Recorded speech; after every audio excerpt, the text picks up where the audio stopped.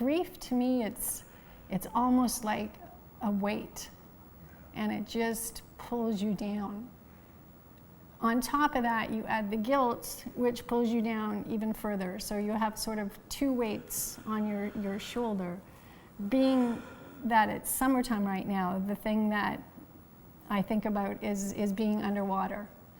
And sometimes the surface is right there and you can crawl your way back up. Other times you're just so deep. It is such a struggle to get back up. It's overwhelming. It's emptiness.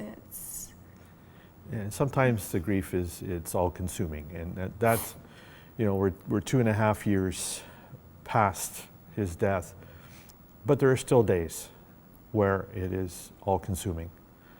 There are not as many of those, but there are certainly days where it is just all consuming, overwhelming to us. And nights are the worst.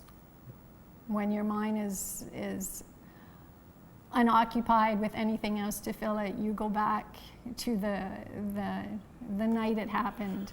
You go back to the funeral. You relive everything over and over. We go back to when we found him, calling the police. You go through everything step by step by step.